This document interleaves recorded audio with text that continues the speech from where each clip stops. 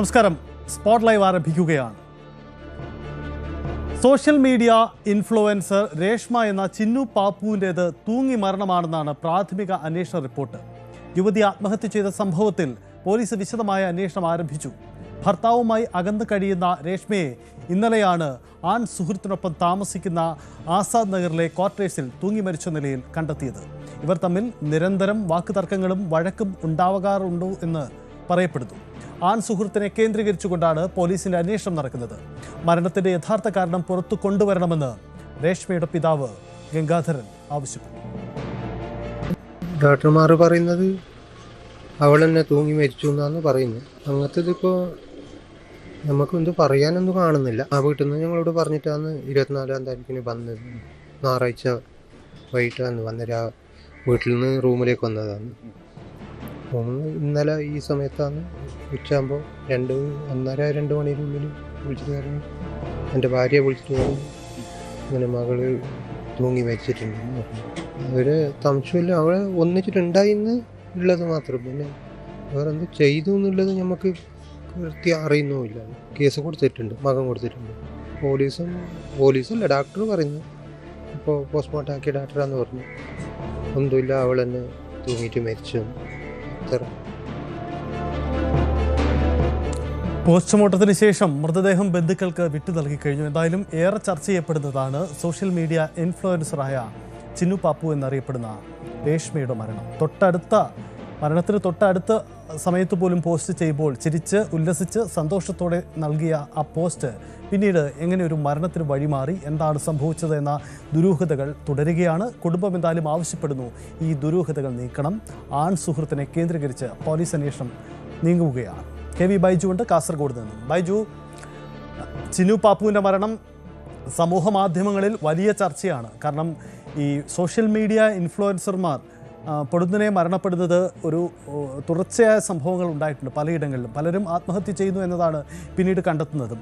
ഇതും സമാനമായ കണ്ടെത്തലിലേക്കാണ് എത്തുന്നത്. പക്ഷേ എന്തിന് ആത്മഹത്യ തെരഞ്ഞെടുത്തു എന്നതൊരു വലിയ ചോദ്യമല്ലേ? ഇതിൻ്റെ ദുരൂഹതകൾ ഏത് രീതിയിലാണ് പോലീസ് നീങ്ങുന്നത്? എങ്ങനെ?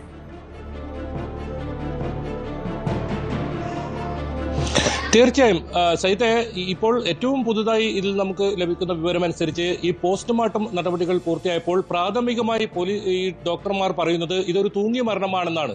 അപ്പോൾ പോലീസ് ഇതിൽ ഇപ്പോൾ ഏറ്റവും ശ്രദ്ധ കേന്ദ്രീകരിക്കുന്നത് ഈ ആൺ സുഹൃത്തിനെ ചുറ്റിപ്പറ്റിയാണ്. ആൺ സുഹൃത്ത് ഇന്നലെ തന്നെ പോലീസ് കസ്റ്റഡിയിലാണ്. ഇപ്പോഴും പോലീസ് കസ്റ്റഡിയിലാണ്. ഇയാളെപ്പോഴും ചോദ്യം ചെയ്തു വരികയാണ്. സജിത്ത് തുടക്കത്തിൽ സൂചിപ്പിച്ചതുപോലെ തന്നെ ഇവർ തമ്മിൽ നിരന്തരം വഴക്കുകൾ ഉണ്ടാകാറുണ്ടെന്നാണ് അയൽവാസികളുടെയൊക്കെ മൊഴി. അതുകൊണ്ടാണ് ഇയാളെ കേന്ദ്രീകരിച്ച് കൃത്യമായ അന്വേഷണം നടത്തുന്നത്. ഇതിൽ ഏറ്റവും പ്രധാനം അവസാനമായി പോസ്റ്റ് ചെയ്ത വീഡിയോയിൽ പോലും ഒരു സൂചന പോലും ആത്മഹത്യ ചെയ്യുന്നതിന്റെ, സാധാരണ ഇൻഫ്ലുവൻസർമാർ ഇത്തരത്തിൽ ഇൻസ്റ്റാഗ്രാം ആയാലും മറ്റും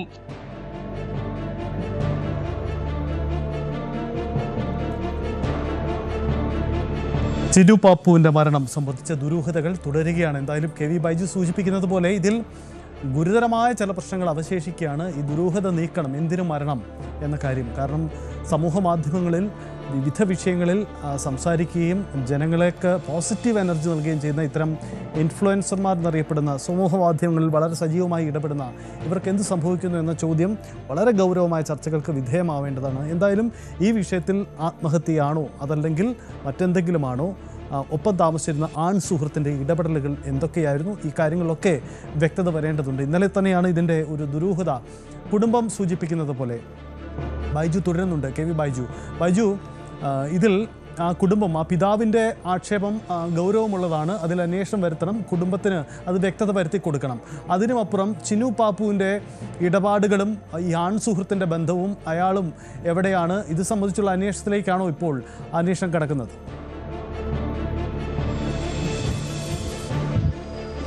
തീർച്ചയായും സഹിත അങ്ങനെ തന്നെയാണ്. പോലീസ് പ്രധാനമായും അന്വേഷണം ഈ ഒരു ആൺ സുഹൃത്തിനെ കേന്ദ്രീകരിച്ചാണ്. ഇയാൾ ഇന്നലെ മുതൽ പോലീസിന്റെ കസ്റ്റഡിയിലാണ്. ഇപ്പോഴും ഇയാളെ ചോദ്യം ചെയ്തു വരികയാണ്. പോലീസ് ഇക്കാര്യത്തിൽ ഒരു വ്യക്തത ഇതുവരെ വരുത്തിയിട്ടില്ല. അതിനിടയിലാണ് ഈ പോസ്റ്റ്മോർട്ടം റിപ്പോർട്ട് പ്രാഥമികമായി ഇപ്പോൾ ലഭിക്കുന്നത്. ഇതൊരു തൂങ്ങിയ മരണമാണെന്നാണ്. അസ്വാഭാവികമായി ഒന്നും തന്നെ പ്രാഥമികമായി പോലീസിനെ കണ്ടെത്താൻ സാധിച്ചിട്ടില്ല, ഈ ഡോക്ടർമാർക്ക് കണ്ടെത്താൻ സാധിച്ചിട്ടില്ല. സൈത് തുടക്കത്തിൽ സൂചിപ്പിച്ചതുപോലെ തന്നെ വളരെ സന്തോഷവതിയായി ഇത്തരത്തിലൊരു വീഡിയോ ചെയ്യുന്നു. അതിനുശേഷം തൊട്ടു പിന്നാലെ ഈ ഒരു മരണ വാർത്ത വരുന്നു. അത് വലിയ ഞെട്ടലോടെ കൂടിയാണ് മലയാളികൾ ഒന്നടങ്കം കേട്ടത്. കാരണം ഇവരുടെ വീഡിയോകൾ ശ്രദ്ധിച്ചാൽ കാണാം, അത് കാസർഗോഡൻ തനത് ശൈലിയിലുള്ള വീഡിയോകളാണ്. പലതും വളരെ രസകരമായും അങ്ങനെയൊക്കെ ചെയ്യുന്ന ഒരാളാണ്. ഇവർ ഭർത്താവുമായി പിരിഞ്ഞ് ഇങ്ങനെ കാസർഗോട്ടെ ടൗണിൽ തന്നെ കാസർഗോഡ് ടൗൺ പോലീസ് സ്റ്റേഷൻ പരിധിയിലെ ഒരു വാടക വീട്ടിൽ ഒരു 2 മാസം മുൻപാണ് ഇവർ ഈ ആൺസുഹൃത്തിനൊപ്പം താമസം മാറിയത്. അത് വീട്ടുകാർ അറിഞ്ഞുകൊണ്ട് തന്നെയാണെന്നാണ് പിതാവ് പറഞ്ഞത്. വീട്ടിൽ നിന്നും കഴിഞ്ഞ ദിവസം വീട്ടിലുണ്ടായിരുന്നു, വീട്ടിൽ നിന്നും ഈ ഒരു ക്വാർട്ടേഴ്സിലേക്ക് വന്നതാണ്. അപ്പോഴൊന്നും ഒരു സൂചന പോലും ഇവരുടെ ഭാഗത്തുനിന്ന് ഉണ്ടായിരുന്നില്ല. മാത്രമല്ല ഇത്തരം സോഷ്യൽ മീഡിയ ഇൻഫ്ലുവൻസർമാർ നമ്മൾ ശ്രദ്ധിച്ചാൽ കാണും, അവരുടെ ദുഃഖങ്ങളും സന്തോഷങ്ങളും ഈ ഇത്തരത്തിൽ അത് റീൽസായും മറ്റും ബ്ലോഗുകളിൽ ഉൾപ്പെടുത്തി അവർ പങ്കുവെക്കാറുണ്ട്. പക്ഷേ ഈ ചിന്നുപ്പാപ്പു എന്ന് പറയുന്ന രേഷ്മയുടെ കാര്യത്തിൽ ഒരു തരത്തിലുള്ള സൂചനകളും ഉണ്ടായിരുന്നില്ല എന്നാണ് സുഹൃത്തുക്കൾ പോലും ഞെട്ടലുണ്ടാക്കിയത്. ഏതായാലും പോലീസ് ഈ ആൺ സുഹൃത്തിനെ വിശദമായ ചോദ്യം ചെയ്യുന്നുണ്ട്. ഈ ആൺ സുഹൃത്ത് ഇവരും നിരന്തരം വഴക്കും പ്രശ്നങ്ങളും ഉണ്ടാകാറുണ്ടെന്നാണ് ഈ അയൽവാസികളൊക്കെ മൊഴി നൽകിയിരിക്കുന്നത്. ആ മൊഴിയുടെ അടിസ്ഥാനത്തിലാണ് അങ്ങനെ ഒരു ചോദ്യം ചെയ്യലേക്ക് ഇപ്പോൾ പോലീസ് കടക്കുന്നത്. നിലവിൽ ഈ തൂങ്ങി മരിച്ച സംഭവവുമായി ബന്ധപ്പെട്ട് അസ്വാഭാവികതയൊന്നുമില്ല എന്ന് പോസ്റ്റ്മോർട്ടം റിപ്പോർട്ട് വന്നതോടുകൂടി ഇനി ആൺസുഹൃത്തിനെ കേന്ദ്രീകരിച്ചായിരിക്കും കൃത്യമായ ഒരു ചോദ്യം ചെയ്യലുണ്ടാവുക. കാരണം ഏതെങ്കിലും ആത്മഹത്യാ പ്രേരണ കുറ്റം ഇതിൽ നിലനിൽക്കുമോ, അത്തരത്തിലുള്ള വസ്തുതകൾ ഇതിൽ ഉണ്ടോ എന്നാണ് പോലീസ് ഇപ്പോൾ പ്രധാനമായും പരിശോധിക്കുന്നത്. ഒപ്പം ഈ സുഹൃത്തുക്കളെയും അതുപോലെ തന്നെ കുടുംബാംഗങ്ങളുടെയും ഒക്കെ മൊഴി കൂടുതൽ രേഖപ്പെടുത്താറുണ്ട്. കാരണം പോസ്റ്റ്മോർട്ടം പൂർത്തിയാക്കി അല്പസമയത്തിന് മുമ്പാണ് മൃതദേഹം ബന്ധുക്കൾക്ക് വിട്ടു നൽകുന്ന സാഹചര്യം ഉണ്ടായത്. ഇനി സംസ്കാര ചടങ്ങുകളൊക്കെ നടത്താറുണ്ട്. അത് കഴിഞ്ഞ് മാത്രമേ ഈ ബന്ധുക്കളെ പിതാവിനെ ഉൾപ്പെടെ ചോദ്യം ചെയ്യൽ നടപടികളിലേക്ക് പോലീസിന് നടക്കാൻ സാധിക്കൂ. എന്തായാലും സഹോദരന്റെ പരാതിയിലാണ് നിലവിൽ അസ്വാഭാവിക മരണത്തിന് പോലീസ് കേസെടുത്തത്. ഇതുവരെ ഇതിൽ ഏതെങ്കിലും തരത്തിലുള്ള ഒരു അസ്വാഭാവികതയൊന്നും പോലീസിന് കണ്ടെത്താൻ സാധിച്ചിട്ടില്ല. ഇനി ഈ ആൺസുഹൃത്തിനെ കൃത്യമായി മൊഴി രേഖപ്പെടുത്തി അല്ലെങ്കിൽ ചോദ്യം ചെയ്തതിന് ശേഷമായിരിക്കും പോലീസ് ഇതിലൊരു നിഗമനത്തിലേക്ക് എത്തുക. പോസ്റ്റ്മോർട്ടം റിപ്പോർട്ടിൽ കൂടി ഇതിൽ അസ്വാഭാവികത ഇല്ല എന്ന് പറഞ്ഞ സ്ഥിതിക്ക് ഇനി ഈ ആൺസുഹൃത്തിനെ കേന്ദ്രീകരിച്ച് തന്നെയാണ് പ്രധാനമായും ഈ പോലീസിന്റെ അന്വേഷണം പുരോഗമിക്കുന്നത്. ഒപ്പം ഈ സുഹൃത്തുക്കളുമായി ഏതെങ്കിലും തരത്തിൽ ഇത്തരം സൂചനകൾ ഇവർ പങ്കുവച്ചിട്ടുണ്ടോ എന്നതും പോലീസ് അന്വേഷിക്കുന്നുണ്ട്. എന്തായാലും 24 വയസ്സ് മാത്രം പ്രായമുള്ള ഒരു ബ്ലോഗർ ചെറിയ കാലം കൊണ്ട് തന്നെ വലിയ തോതിലുള്ള ഫോളോവേഴ്സ്, അതായത് 2 ലക്ഷത്തിലധികം ഫോളോവേഴ്സ്, ഇവരുടെ വീഡിയോ പലതും ശ്രദ്ധിച്ചാൽ കാണാം. അത് ലക്ഷങ്ങളാണ് ഇത്തരത്തിൽ കണ്ടിട്ടുള്ളത്. ആ തരത്തിൽ എല്ലാ സമയത്തും സന്തോഷകരമായി തന്നെ ഉണ്ടാവുന്ന വീഡിയോകളാണ് ഇവരുടേത്. ഇത് ഒരു സൂചന പോലും ഒരു വീഡിയോയിൽ പോലും പരിശോധിച്ചാൽ അങ്ങനെ ഒരു മോശമായ ഒന്നും ഇതിൽ കാണാനില്ല. നേരത്തെ പ്രേമിച്ചായിരുന്നു വിവാഹം കഴിച്ചത്. പക്ഷേ അവർക്ക് വേർപിരിട്ടൊരു സാഹചര്യം വന്നു. ഒരു മകനുണ്ട്, 4 വയസ്സുള്ള ഒരു മകനുണ്ട്. ആ മകൻ ഇവരുടെ കുടുംബത്തോടൊപ്പമാണ് കഴിയുന്നത്. ഇവർക്ക് വീഡിയോ ഇത്തരത്തിൽ പ്രോഗ്രാം ഉള്ള സമയത്ത് ഇവരുടെ കൂടെ ഈ ക്വാർട്ടേഴ്സിൽ നിൽക്കാറുണ്ടെന്നും പിതാവ് പറയുന്നുണ്ട്. ബാക്കി സമയങ്ങളിൽ പിതാവിൻ്റെ അടുത്ത് ഏൽപ്പിച്ചാടി ഇവർ ഇത്തരം പ്രോഗ്രാമുകളിലൊക്കെ പോകാറുള്ളത്. എന്തായാലും ഈ ദുരൂഹത അകറ്റണം, മരണത്തിന്റെ സത്യാവസ്ഥ അറിയണമെന്ന് തന്നെയാണ് കുടുംബാംഗങ്ങൾ പറയുന്നത്. അതുകൊണ്ട് തന്നെയാണ് അവർ പരാതിയുമായി രംഗത്ത് വരുന്ന സാഹചര്യം ഉണ്ടായത്. പോലീസ് ഈ കാര്യത്തിൽ അതുകൊണ്ട് തന്നെ വിശദമായ ഒരു അന്വേഷണം നടത്തും. ഇനി വരും സമയങ്ങളിലായിരിക്കും ഇതിൽ കൂടുതൽ അന്വേഷണത്തിലേക്ക് പോലീസ് കടക്കുക. കാരണം ബന്ധുക്കളെ ഉൾപ്പെടെ എല്ലാ പിതാവിനെയും സഹോദരനും ഉൾപ്പെടെ വിശദമായ മൊഴി രേഖപ്പെടുത്തേണ്ടതുണ്ട്. നേരത്തെ ഏതെങ്കിലും തരത്തിലുള്ള പ്രശ്നങ്ങൾ ഇവർ തമ്മിൽ ഉണ്ടായതായി ഇവർക്ക് സൂചനകളുണ്ടോ എന്നൊക്കെ അറിയേണ്ടതുണ്ട്. നിലവിൽ ഈ ഒരു മരണത്തിൽ ഈ ദുരൂഹത ഇപ്പോഴും തുടരുകയാണ്. ഒരു കൃത്യമായ ഒരു പോലീസിന്റെ നിഗമനത്തിലേക്ക് ഇതുവരെ എത്താൻ സാധിച്ചിട്ടില്ല. എന്നാലും ഈ ആൺസുഹൃത്തിനെ കൂടുതൽ ചോദ്യം ചെയ്യുന്നതോടെ ഇതിലൊരു വ്യക്തത വരുമെന്നാണ് പോലീസ് പ്രതീക്ഷിക്കുന്നത്. ബൈജു, ഒരു കാര്യം കൂടി, 2 പേരുടെയും മൊബൈൽ ഫോൺ, അതായത് ഈ രേഷ്മയുടെയും ഒപ്പം തന്നെ ഈ ആൺ സുഹൃത്തിൻ്റെയും മൊബൈൽ ഫോണുകൾ അന്വേഷണ സംഘം കസ്റ്റഡിയിലെടുത്തു എന്ന് മനസ്സിലാക്കുന്നു. അങ്ങനെയെങ്കിൽ ഈ മൊബൈൽ ഫോണിൻ്റെ വിവരം, മൊബൈൽ ഫോണിൻ്റെ കണ്ടെത്തലുകൾ ഒരു നിർണായക തെളിവായി മാറിയേക്കാം. അതായത് ഇപ്പോൾ ഈ കുടുംബം ആക്ഷേപിക്കുന്ന ദുരൂഹതകൾ അല്ലെങ്കിൽ മരണകാരണം സംബന്ധിച്ചുള്ള അന്വേഷണത്തിൽ മൊബൈൽ ഫോൺ വിവരങ്ങൾ നിർണായകമാവാൻ സാധ്യതയുണ്ടല്ലോ. അപ്പോൾ ഇത് സംബന്ധിച്ചു കൂടി അന്വേഷണം നടക്കുന്നു എന്ന് വേണ്ടേ മനസ്സിലാക്കാം? സൈത, ഇതിൽ പോലീസുമായി ഈ കാര്യം ഞാൻ സംസാരിച്ചിരുന്നു. പോലീസ് പറയുന്നത് ഇയാളുടെ മൊഴി, അതായത് ആൺസുഹൃത്തിന്റെ മൊഴി ഈ രേഷ്മയെ പലതവണ ഫോണിൽ വിളിച്ചിട്ടും എടുക്കാത്ത സാഹചര്യം ഉണ്ടായിരുന്നു. അതായത് അവസാനമായി വിളിക്കുന്നത് ഈ ആൺ സുഹൃത്താണ്. നിരന്തരം ഫോൺ വിളിച്ചിട്ടും ഫോൺ എടുക്കാത്ത ഒരു സാഹചര്യത്തോടു കൂടി വീട്ടിലേക്ക് എത്തുകയും പിന്നീട് വാതിൽ തുറന്നു നോക്കുമ്പോഴാണ് ഫാനിൽ ഇത്തരത്തിൽ ബെഡ്റൂമിൽ തൂങ്ങിയ നിലയിൽ കാണപ്പെട്ടത്.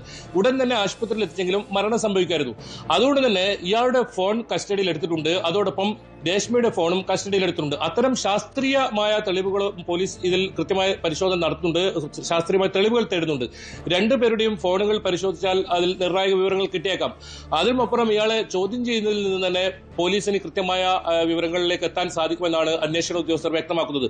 ഇപ്പോഴും അല്പസമയം മുമ്പ് പോലെ അന്വേഷണ ഉദ്യോഗസ്ഥരുമായി നമ്മൾ ബന്ധപ്പെട്ടിരുന്നു. ഇപ്പോഴും ഇയാൾ ഏതെങ്കിലും തരത്തിൽ ഇതിലൊരു വിവരങ്ങൾ പോലീസിനെ ഒരു നിഗമനത്തിലേക്ക് എത്താൻ സാധിച്ചിട്ടില്ല എന്ന് തന്നെയാണ് പറയുന്നത്. ചോദ്യം ചെയ്യൽ തുടരുകയാണ്. ഇന്നലെ വൈകിട്ടോടു കൂടി തന്നെ ഇയാളെ പോലീസ് കസ്റ്റഡിയിൽ എടുത്തിരുന്നു. ഇപ്പോഴും ടൗൺ പോലീസിന്റെ കസ്റ്റഡിയിൽ തന്നെയാണ് ഈ ആൺ സുഹൃത്തുള്ളത്.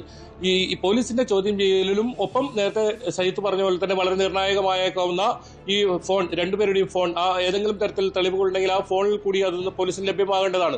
അതും ഫോറൻസിക് പരിശോധന ഉൾപ്പെടെ നടത്തുന്നുണ്ട്. പ്രാഥമികമായ ഒരു പരിശോധനയിൽ അതിൽ നിന്നും ഒരു സൂചനയും ലഭിച്ചിട്ടില്ല എന്ന് തന്നെയാണ് പോലീസ് പറയുന്നത്. അങ്ങനെയാണെങ്കിൽ ഇതിൽ മരണകാരണം എന്താണ്, ഏത് തരത്തിലുള്ള ഈ പ്രശ്നങ്ങളാണ് ഇവർക്ക് ഇത്രയും വലിയ മനോവിഷമം ഉണ്ടാക്കിയത്? കാരണം സോഷ്യൽ മീഡിയയിലൂടെ നമുക്ക് അറിയാം, വലിയ തോതിൽ മറ്റുള്ളവരെ പ്രചോദനമാവുന്ന തരത്തിലുള്ള വീഡിയോകളൊക്കെ ചെയ്യുന്നവരാണ്.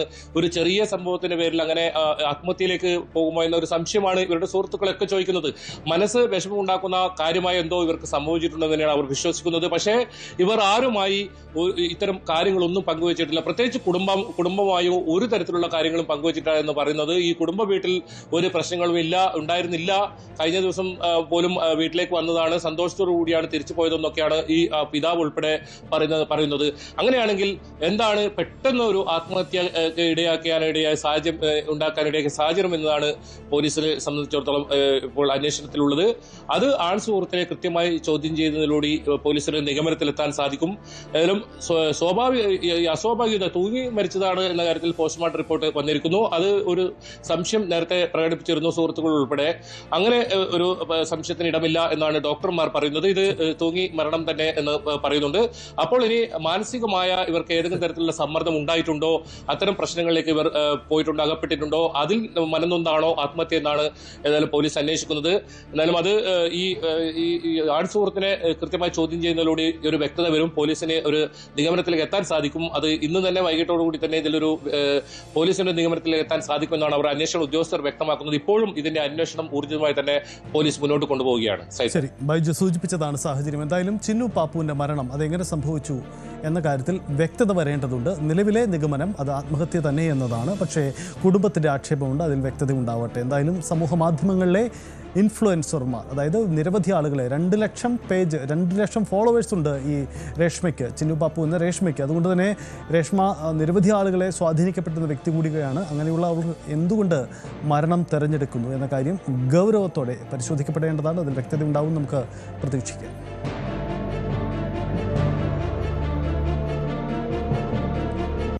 മറ്റൊരു വാർത്തയിലേക്ക് നമ്മൾ കടക്കുന്നു. Spot live. ശബരിമല സ്വർണ്ണക്കൊള്ളയുമായി ബന്ധപ്പെട്ട് നടൻ ജയറാമും കുരുക്കിലേക്ക് വരികയാണ്. ജയറാമിനെ ഇഡിയാണ് അന്വേഷണ നീക്കം ആരംഭിച്ചത്. കേസിലെ മുഖ്യപ്രതി ഉണ്ണികൃഷ്ണൻ പോറ്റിയുമായുള്ള ബന്ധത്തിൽ വ്യക്തത തേടിക്കൊണ്ടാണ് ഇഡിയുടെ നീക്കം. അടുത്തയാഴ്ച ചോദ്യം ചെയ്യലിന് ഹാജരാവാനാണ് നിർദ്ദേശം. അതായത് നടൻ്റെ സമയക്രമം അനുസരിച്ചുകൊണ്ട് ഹാജരാവാനുള്ള നീക്കമാണ് ഉണ്ടായിരിക്കുന്നത്. 2 കാര്യങ്ങളാണ് അറിയാനുള്ളത്. ഒന്ന്, ഉണ്ണികൃഷ്ണൻ പോറ്റിയും ഈ നടൻ ജയറാമുമായുള്ള ബന്ധത്തിൽ കൂടുതൽ വ്യക്തത വേണം.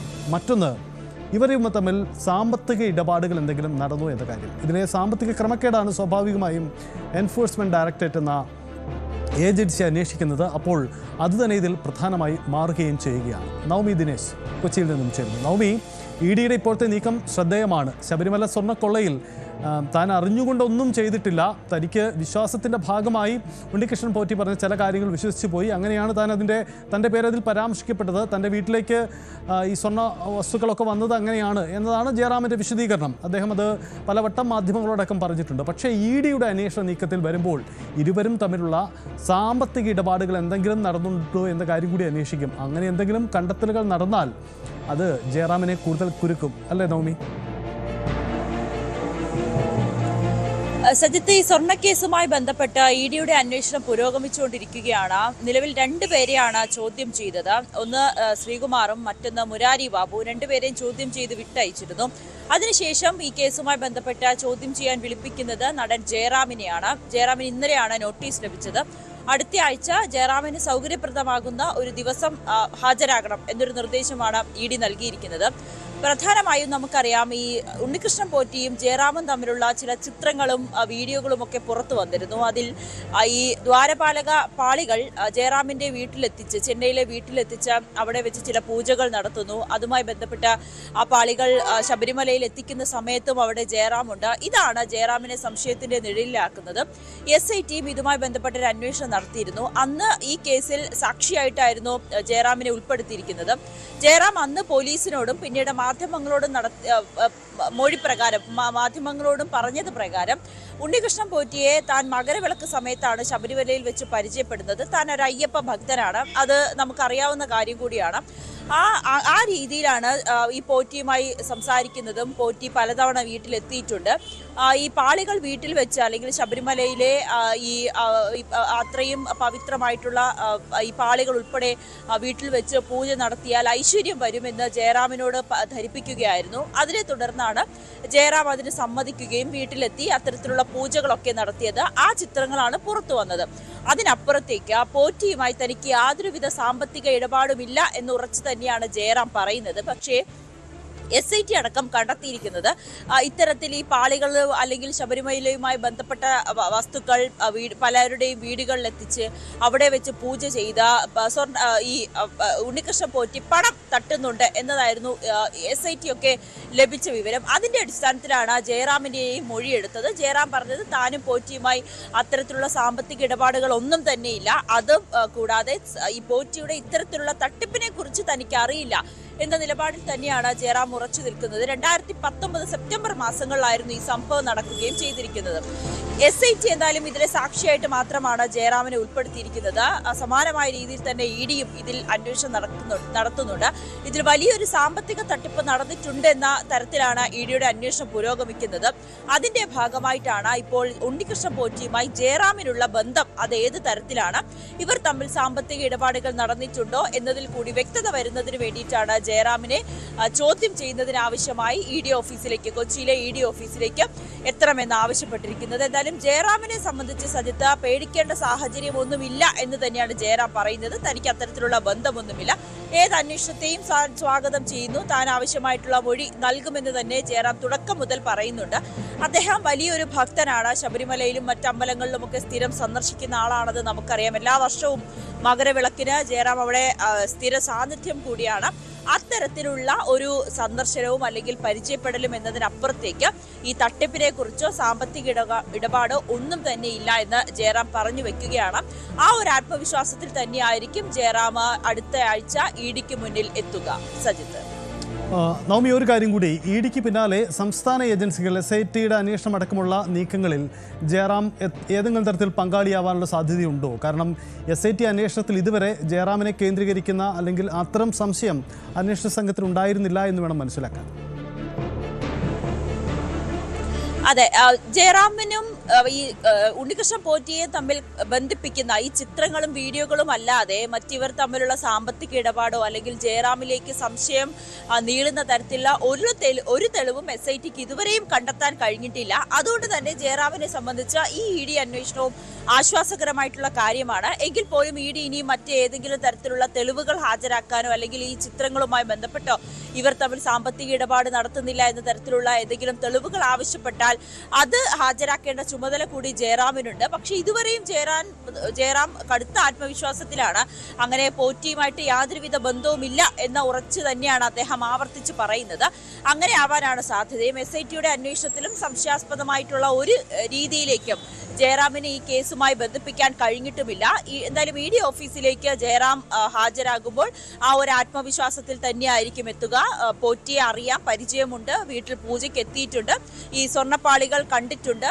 അതുമായി അതുമായി ബന്ധപ്പെട്ട കാര്യങ്ങളല്ലാതെ അതിനപ്പുറത്തേക്കുള്ള ഒരു സാമ്പത്തിക ഇടപാട് പോറ്റിയുമായി ഇല്ല എന്ന് തന്നെയാണ് ജയറാം പറയുന്നത്. അതോടൊപ്പം തന്നെ വരും ദിവസങ്ങളിൽ ഉണ്ണികൃഷ്ണൻ പോറ്റി അടക്കം ഇഡി ചോദ്യം ചെയ്യാൻ വിളിപ്പിച്ചേക്കുമെന്നാണ് സൂചനയുള്ളത്. അങ്ങനെയാണെങ്കിൽ പോറ്റിയുടെ അറസ്റ്റ് അടക്കമുള്ള കാര്യങ്ങളും നമുക്ക് തള്ളിക്കളയാൻ കഴിയില്ല. സജിത്ത്, അത് വളരെ പ്രധാനപ്പെട്ട കാര്യമാണ്. എന്തായാലും ഈ വിഷയത്തിൽ ജയറാം കൂടി ഇഡിയുടെ റഡാറിലേക്ക് വരുന്നു എന്നതാണ്. അതായത് സംസ്ഥാനത്ത് ക്രൈംബ്രാഞ്ച് ഹൈക്കോടതി നിയോഗിച്ച പ്രത്യേക അന്വേഷണ സംഘം നടത്തുന്ന അന്വേഷണത്തിന് സമാന്തരമായിട്ടുള്ള ഇഡി അന്വേഷണമാണ് നടക്കുന്നത്.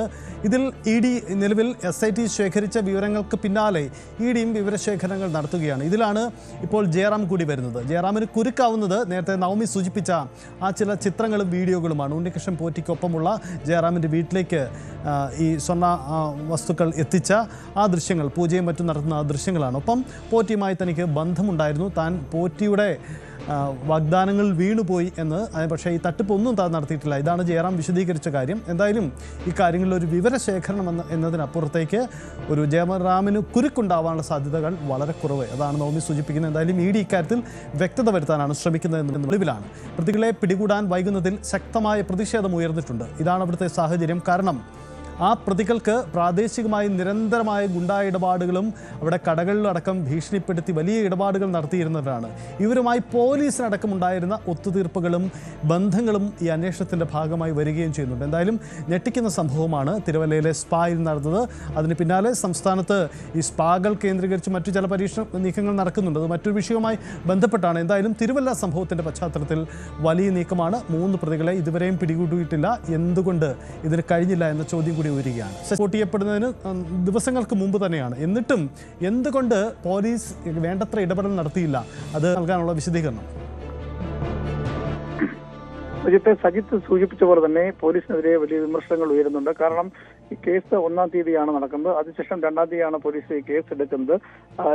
ഒരു ദിവസം കഴിഞ്ഞ ശേഷമാണ് ഈ FIR ഇട്ടതിന് ശേഷം പ്രതികളിലേക്ക് അന്വേഷണം പോകുന്നത്. അതിൽ ആ 2 പ്രതികളെ മാത്രമാണ് ആദ്യം അറസ്റ്റ് ചെയ്തത്. പിന്നീടാണ് ഇന്നലെ വരുൺകുമാറിനെ, അതായത് നിരണം സ്വദേശിയായ വരുൺകുമാറിനെ ആലുവയിൽ നിന്നുമാണ് പോലീസ് കസ്റ്റഡിയാക്കുന്നത്. അങ്ങനെ 3 പ്രതികളാണ് ഇപ്പോൾ നിലവിൽ ഈ സ്പാ ജീവനക്കാരിയെ കൂട്ടബലാത്സംഗം ചെയ്ത കേസിൽ പോലീസ് പിടിയിലായിട്ടുള്ളത്. ഇനിയും ആ 3 പേരെ കൂടി ഈ പിടിയിലാകാനുണ്ട്. 6 പേരാണ് ഈ കേസിൽ ഉൾപ്പെട്ടിട്ടുള്ളത്. 3 പേർ ഇപ്പോൾ അവരെ പിടികൂടാനുള്ള ശ്രമം പോലീസ് ആരംഭിച്ചിട്ടുണ്ട്. പക്ഷേ അത് അവർ സംസ്ഥാനം വിട്ടെന്നുള്ള വിവരമാണ് ലഭിക്കുന്നത്. അവർ സംസ്ഥാനം വിട്ടു പോയിട്ടുണ്ട് എന്നുള്ളതാണ് ഈ 3ാമത്തെ പ്രതിയായ വരുൺകുമാറിനെ അറസ്റ്റ് ചെയ്യാനുള്ള സൂചനകൾ ലഭിക്കുന്നത്. ആ മൊഴിയുടെ അടിസ്ഥാനത്തിൽ വരുൺകുമാർ നൽകിയ ചില വിവരങ്ങൾ, നിർണായക വിവരങ്ങൾ പോലീസിന് ലഭിച്ചിട്ടുണ്ട്. അതനുസരിച്ചുള്ള പരിശോധനയാണ് പോലീസ് നടത്തുന്നത്. കാരണം ഈ പ്രതികൾ 3 പ്രതികൾ കൂടി ഈ കേസുമായി ബന്ധപ്പെട്ട് പിടിയിലാകാനുമുണ്ട്. എന്തായാലും ഈ ഗുണ്ടകളുമായി ബന്ധപ്പെട്ട് പോലീസിന് ഒരു അവശ്യത്തെ കൂട്ടുകെട്ടുണ്ടെന്നുള്ള ഒരു ആരോപണം ഈ സ്പായുടെ ഉടമ തന്നെ നേരത്തെ വ്യക്തമാക്കിയിരുന്നു. അത്തരം ഒരു ആരോപണം പ്രാദേശിക തലത്തിലുമുണ്ട്.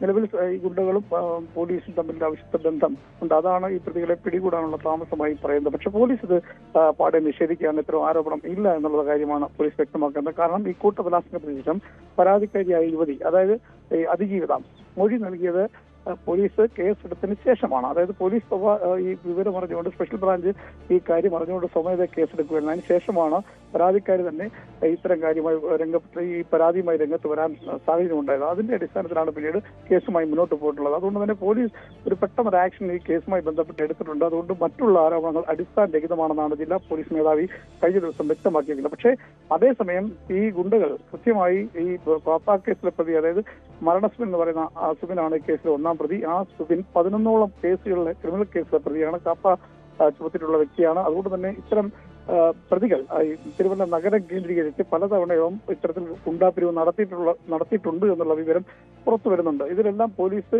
ഇത്തരക്കാർക്ക് സംരക്ഷിക്കുന്നുള്ള ആരോപണം നിലനിൽക്കുകയാണ്.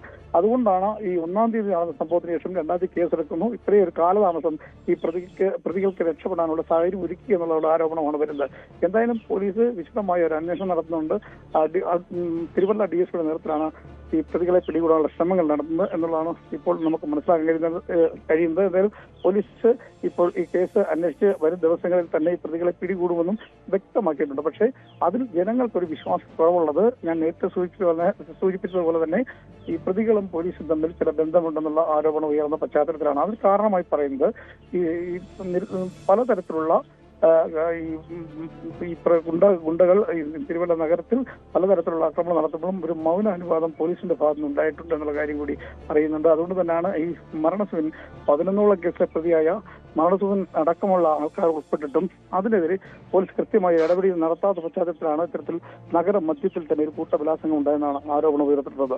എന്തായാലും ഈ 3 പ്രതികൾക്ക് വേണ്ടിയുള്ള അന്വേഷണം പോലീസ് ഊർജിതമാക്കിയിട്ടുണ്ട് എന്നുള്ള വിവരമാണ് പുറത്തു വരുന്നത്. പക്ഷേ ഇത്തരം വീഴ്ച വരുത്തിയിട്ടുള്ള പോലീസ് ഉദ്യോഗസ്ഥർക്കെതിരെ കൃത്യമായ നടപടി ഉണ്ടാകുമെന്നും ജില്ലാ പോലീസ് മേധാവി വ്യക്തമാക്കുന്നു. അതും അത്തരത്തിലുള്ള അന്വേഷണം നടക്കുന്നുണ്ട്. അത്തരത്തിലുള്ള അന്വേഷണം ഇത് സംബന്ധിച്ചുണ്ടായിട്ടുണ്ട്. യെസ്, അതാണ് സാഹചര്യം. എന്തായാലും തിരുവല്ല സ്പായിലെ ഈ കൂട്ടബലാത്സംഗ കേസിൽ വലിയ രീതിയിൽ പോലീസ് നീങ്ങുന്നുണ്ടെങ്കിൽ കൂടിയും പോലീസിന് വലിയ ആക്ഷേപം നേരിടേണ്ടി വരുന്നു. കാരണം ഇപ്പോഴും 3 പ്രതികളെ പിടികൂടാൻ കഴിഞ്ഞില്ല. നേരത്തെ തന്നെ ഈ ഗുണ്ടാ സംഘങ്ങളുമായി പോലീസിന് ചില ഒത്തുതീർപ്പുകൾ ഉണ്ട് എന്ന ആക്ഷേപമുണ്ട്. അക്കാര്യം കൂടി അന്വേഷണ വിധേയമാവുന്നുണ്ട്. എന്തായാലും വലിയ നാണക്കേടുണ്ടാക്കുന്ന സംഭവം കൂടിയാണ് പുറത്തു വന്നത്. CCTV ദൃശ്യങ്ങളൊക്കെ നേരത്തെ പുറത്തു വന്നതാണ്. സമീപത്തെ ചില ഗുണ്ടകൾ സ്ഥലത്തെത്തി ഭീഷണിപ്പെടുത്തി അടുത്ത മുറിയിലേക്ക് കൊണ്ടുപോയി ബലാത്സംഗം ചെയ്തു. ഇതാണ് പരാതി. എന്തായാലും ഈ സംഭവത്തിൽ അന്വേഷണം നടക്കുകയാണ്. തിരുവല്ല നഗരമധ്യത്തിലാണ് ഈ സംഭവം ഉണ്ടായത്. നേരത്തെ തന്നെ ഈ പ്രതികൾക്ക് സമീപത്തെ ഇടങ്ങളിൽ നേരത്തെ ഗുണ്ടാ പ്രവർത്തനങ്ങൾ നടത്തി എന്ന പരാതിയുള്ളവരാണ്. അവർക്ക് എങ്ങനെ ഇത്തരം സ്വാതന്ത്ര്യം കിട്ടി, എന്തുകൊണ്ട് കേസെടുക്കാൻ വൈകി, എന്തുകൊണ്ട് പ്രതികളെ പിടികൂടിയില്ല? വലിയ ചോദ്യമാണ്, വലിയ വിമർശനമാണ്. പോലീസ് ഉത്തരം നൽകിയേ മതിയാവും. മറ്റൊരു വാർത്തയിലേക്ക് പോകുന്നു. തിരുവനന്തപുരം നഗരത്തിൽ കൃത്യമായ രേഖകളില്ലാതെ പ്രവർത്തിക്കുന്ന 17 സ്പാകൾക്ക് നോട്ടീസ് നൽകി നഗരസഭ. രേഖകൾ ഹാജരാക്കാൻ ഇവർക്ക് സാവകാശം നൽകിയിട്ടുണ്ട്. ഇല്ലാത്ത പക്ഷം സ്ഥാപനങ്ങൾ അടച്ചുപൂട്ടും. സ്പാകൾ കേന്ദ്രീകരിച്ചുകൊണ്ടുള്ള പരിശോധന വരും ദിവസങ്ങളിലും തുടരാനാണ് തീരുമാനം. സാരംഗ് സുധാകരൻ തിരുവനന്തപുരത്ത് നിന്നും ചേരുന്നുണ്ട്. സാരംഗ്, സ്പാകൾ, അനധികൃത സ്പാകൾ ഉണ്ട് എന്ന കണ്ടെത്തലിൽ ഇപ്പോൾ തിരുവനന്തപുരം നഗരസഭ നടത്തുന്ന നീക്കം സംസ്ഥാനത്ത് തന്നെ വലിയ ചർച്ചകൾക്ക് ഇടവച്ചിട്ടുണ്ട്. ഇത് തിരുവനന്തപുരത്തെ കാര്യം മാത്രമാണ്. ഈ 17 ഇടങ്ങൾ ലൈസൻസ് ഇല്ലാത്ത, അതായത് ഈ സ്പാകൾ എന്ന് പറയുമ്പോൾ അവിടെ പ്രീമിയം സ്പാകൾക്ക് പ്രത്യേക ലൈസൻസ് വേണ്ടി വരും. അപ്പോൾ ഈ സ്പാകൾ എത്ര കണ്ട് ലൈസൻസിങ് സമ്പ്രദായം അവർക്ക് ഏർപ്പെടുത്തിയിട്ടുണ്ട്, അത് തന്നെ ഒരു പുനഃപരിശോധനയ്ക്ക് വിധേയമാക്കേണ്ടി വരും. നിലവിൽ നടത്തിയ പരിശോധനകൾ, അതിൽ കണ്ടെത്തിയ കാര്യങ്ങൾ എങ്ങനെയാണ്? ഇത് സംബന്ധിച്ച് നഗരസഭ ആരോഗ്യ വിഭാഗം എന്തെങ്കിലും സൂചനകൾ നൽകിയിട്ടുണ്ടോ? സാർ,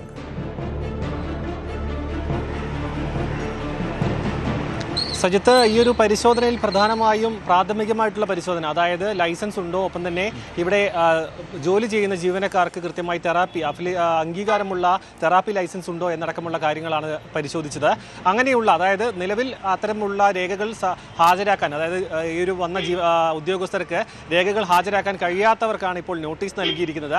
പ്രധാനമായും സ്പാ നടത്തുന്നതിനുള്ള ലൈസൻസ് ഇല്ലാത്ത പല സ്ഥാപനങ്ങളും, അതായത് ലൈസൻസ് കൃത്യമായി എടുക്കാത്തതും അല്ലെങ്കിൽ ലൈസൻസിൻ്റെ മറവിൽ മറ്റ് അനാശാസ്യ പ്രവർത്തനങ്ങളടക്കം നടത്തുന്ന പല സ്ഥാപനങ്ങളും തിരുവനന്തപുരം നഗരത്തിൽ കേന്ദ്രീകരിച്ചുകൊണ്ട് പ്രവർത്തിക്കുന്നുണ്ട് എന്ന വിവരം നഗരസഭയ്ക്ക് ലഭിച്ചിട്ടുണ്ട്. അതിനൊപ്പം തന്നെ ഒരു സ്ഥാപനം എന്നൊരു ലൈസൻസോ കാര്യങ്ങളോ ഇല്ലാതെ തന്നെ അപ്പാർട്ട്മെൻറ്റുകൾ കേന്ദ്രീകരിച്ചുകൊണ്ട് സ്പാകൾ പ്രവർത്തിക്കുന്നു. ഈ ഒരു നഗരങ്ങളിൽ പലയിടങ്ങളിലായി ഒരു പരസ്യങ്ങൾ, അതായത് മൊബൈൽ നമ്പറുകൾ മാത്രം നൽകിയിട്ടുള്ള പരസ്യങ്ങൾ പല ഭാഗത്തും കണ്ടെത്തിയത് നഗരസഭയുടെ ശ്രദ്ധയിൽപ്പെടുത്തി ഉണ്ടായിരുന്നു. അതിൻ്റെ അടിസ്ഥാനത്തിൽ നടത്തിയ പരിശോധനയിലാണ് ഈ കഴക്കൂട്ട മേഖല, ഈ ടെക്നോ പാർക്ക് പോലെയുള്ള മേഖലകളിൽ കൂടുതലായുള്ള സ്പാകൾ, ഇങ്ങനെയുള്ള അപ്പാർട്ട്മെൻറ്റുകളും മറ്റും കേന്ദ്രീകരിച്ചുകൊണ്ടാണ് ഇവിടെ ഈ ഒരു സ്പാകളുടെ മറവിൽ അനാശാസ്യ പ്രവർത്തനങ്ങൾ, ഒപ്പം ലഹരി ഇടപാടുകൾ, ഒപ്പം ഗുണ്ടാ പ്രവർത്തനങ്ങൾ അടക്കമുള്ള നിരവധിയായിട്ടുള്ള സാമൂഹ്യ വിരുദ്ധ പ്രവർത്തനങ്ങൾ ഇവിടെ നടക്കുന്നു.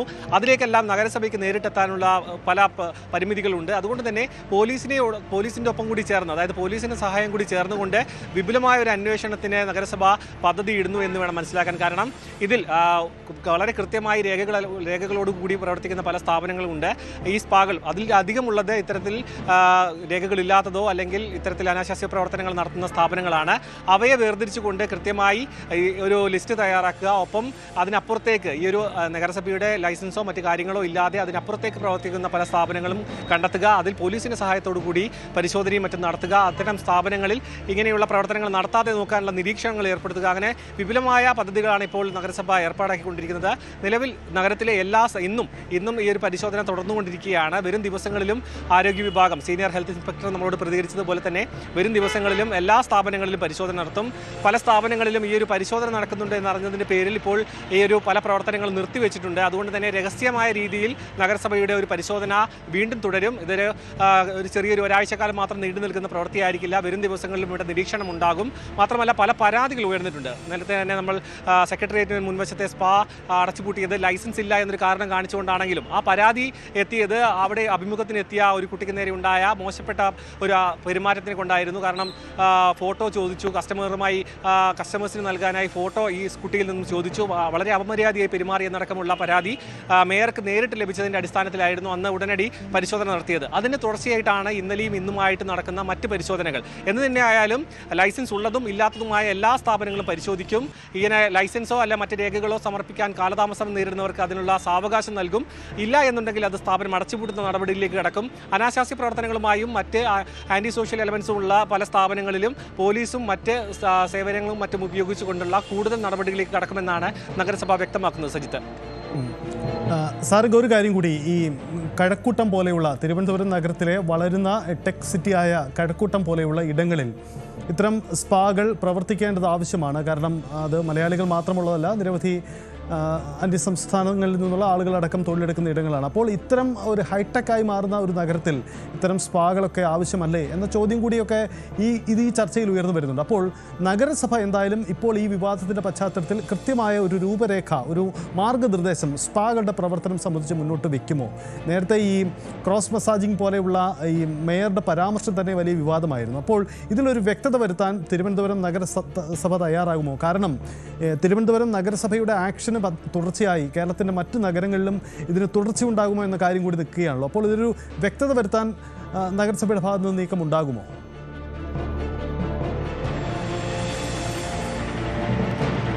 സജിത്ത്, തീർച്ചയായും. കാരണം ഇത് അത്ര എളുപ്പമുള്ള കാര്യമല്ല. കാരണം പ്രാഥമികമായിട്ടുള്ള ഒരു പട്ടിക തയ്യാറാക്കുക എന്നാണ് ഇപ്പോൾ നഗരസഭയുടെ ഭാഗത്തു നിന്നും ഉണ്ടാകുന്ന ഒരു നീക്കം. അതിനൊപ്പം തന്നെ വളരെ പ്രധാനപ്പെട്ട ഒരു കാര്യം, ഇപ്പോൾ ഈ ഒരു അതായത് ഈ ഒരു ഈസ് ഓഫ് ഡൂയിങ് ബിസിനസ്സിന് അടക്കം വളരെ പ്രാധാന്യം കൽപ്പിക്കുന്ന ഒരു സർക്കാരാണ്. അതുകൊണ്ട് തന്നെ നേരിട്ട് ചെന്ന് രേഖകൾ ഹാജരാക്കാൻ സാധിക്കാത്ത സ്ഥാപനങ്ങൾ അടച്ചുപൂട്ടുന്ന ഒരു പ്രവണത പോലും ഇപ്പോൾ അവസാനിപ്പിച്ചിരിക്കുന്നുണ്ട്. അതിനുള്ള സാവകാശവും നൽകിയിട്ടുണ്ട്.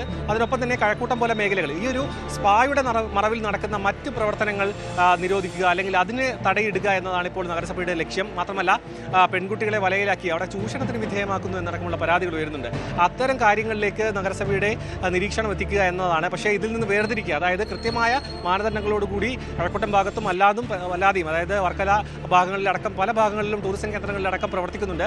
ആ ഭാഗങ്ങളിൽ പ്രവർത്തിക്കുന്ന സ്ഥാപനങ്ങളെ ഒന്നും അവരുടെ വ്യാപാരത്തെയോ ബിസിനസ്സിനെയോ ബാധിക്കാത്ത രീതിയിൽ വേണം പരിശോധന നടത്താൻ. കാരണം ഈ ഒരു മുൻപ് നടത്തിയതുപോലെയുള്ള സ്ഥാപനങ്ങളിൽ ഈ ഒരു പ്രവർത്തി സമയത്ത് ഇടിച്ചു കയറി ചെന്നുകൊണ്ടുള്ള സ്ഥാപനം പൂട്ടിക്കുന്ന തരത്തിലേക്ക് ഇപ്പോൾ നഗരസഭ കടക്കുന്നില്ല എന്നാണ് മനസ്സിലാക്കാൻ കഴിയുന്നത്. പക്ഷേ ഇതിന് പിന്നിലെ നിയമ വ്യവസ്ഥ അല്ലെങ്കിൽ ഇതിൻ്റെ നിയമ പിന്തുണ എത്രത്തോളം ഉണ്ട് ഇതിൽ, അല്ലെങ്കിൽ അത് സർക്കാരിൻ്റെ പിന്തുണ എത്രത്തോളം ഈ വിഷയത്തിലുണ്ട്. കാരണം ഈ ഒരു ആൻറ്റി സോഷ്യൽ എലമെൻസ് ഉള്ള ഒരു വിഷയമായതുകൊണ്ട് തന്നെ നഗരസഭയ്ക്ക് അതിൽ ഇടപെടുന്നതിന് ആരോഗ്യ വിഭാഗമാണ് പരിശോധന നടത്തുമെങ്കിലും ഈ പോലീസിൻ്റെ സഹായം അടക്കം അവർ അഭ്യർത്ഥിക്കുന്നുണ്ട്. നിലവിൽ ലൈസൻസ് ഇല്ലാത്തതും ഉള്ളതുമായ സ്ഥാപനങ്ങളുടെ പട്ടിക തയ്യാറാക്കുന്നു. അതിൽ നിന്നുള്ള വേർതിരിച്ചുകൊണ്ടുള്ള അടുത്ത നടപടിയിലേക്ക് കടക്കുക എന്നാണ് ഇപ്പോൾ ആരോഗ്യ വിഭാഗം നമ്മോട് അറിയിച്ചിട്ടുള്ളത്. വരും ദിവസങ്ങളിൽ ഈ ഒരു പരിശോധന പൂർത്തിയാക്കിയതിന് ശേഷം ആ വിവരം അടിസ്ഥാനപ്പെടുത്തിയായിരിക്കും നഗരസഭ അടുത്ത നടപടികളിലേക്ക് കടക്കുക. സജിത്, യെസ്, എന്തായാലും തിരുവനന്തപുരം നഗരത്തിലാണ് ഈ സ്പാകൾ, അനധികൃതമായി പ്രവർത്തിക്കുന്ന സ്പാകൾ ഉണ്ട്. അത് വ്യാപകമാണ്. അതിൻ്റെ മറവിൽ നടക്കുന്ന പ്രവർത്തനങ്ങളെല്ലാം നിരോധിക്കുമെന്ന പ്രഖ്യാപനം തിരുവനന്തപുരത്തെ പുതിയ നഗരസഭ കോർപ്പറേഷൻ്റെ മേയർ തന്നെയാണ് നടത്തിയത്. അതിൻ്റെ തുടർ വാർത്തകളാണ് ഇപ്പോൾ സംഭവിച്ചുകൊണ്ടിരിക്കുന്നത്. കഴിഞ്ഞ ദിവസം മേയർക്ക് കിട്ടിയ ഒരു പരാതിയാണ് യഥാർത്ഥത്തിൽ ഇത്തരം ഒരു പരിശോധനകൾക്ക് ഇടവച്ചതെങ്കിലും അത് നഗരത്തിൻ്റെ കൂടുതൽ ഇടങ്ങളിൽ നടക്കുമ്പോൾ സ്വാഭാവികമായും ഈ സ്പാകൾ പ്രവർത്തിക്കാൻ എന്ത് നിയമ സംവിധാനമാണ് ഉള്ളത്, അതിന് ഉള്ള മാർഗനിർദ്ദേശം എന്താണ്, ഇക്കാര്യങ്ങളിലൊക്കെ ഒരു വ്യക്തത വരുത്തേണ്ടി വരും. പലയിടങ്ങളിലും ചെന്ന് ഈ നഗരസഭ ആരോഗ്യ വിഭാഗം പരിശോധന നടത്തുമ്പോഴും അവർ ഹാജരാക്കുന്ന, അവർ കൈമാറുന്ന ആ രേഖകൾ ഒത്തുനോക്കി അതിലൊരു വ്യക്തത വരുത്താൻ അവർക്ക് കഴിയുന്നില്ല എന്നൊരു പ്രശ്നം കൂടി ഉണ്ടെന്ന് വേണം മനസ്സിലാക്കാൻ. സ്പാകൾ, ഇത്തരം തിരുമ്മു കേന്ദ്രങ്ങൾ പ്രവർത്തിക്കുന്നതിന് നിലവിൽ ലൈസൻസിങ് സമ്പ്രദായമുണ്ട്. അതിനപ്പുറം മറ്റു കാര്യങ്ങൾ നിയമവിരുദ്ധമായിട്ട് തന്നെയാണ് നടക്കുന്നത്. ഇക്കാര്യത്തിലൊരു വ്യക്തത വേണ്ടി വരും. എന്തായാലും ഈ സംഭവങ്ങൾക്കിടവെച്ചത് ഒരു പരാതിയാണ്. അത് പൂർണ്ണമായും നിയന്ത്രിക്കേണ്ട കാര്യമാണ്, ഇടപെടേണ്ട കാര്യമാണ്. മറ്റു കാര്യങ്ങളൊക്കെ എന്തായാലും വലിയ ചർച്ചകൾക്ക് ഇടവയ്ക്കുകയാണ്.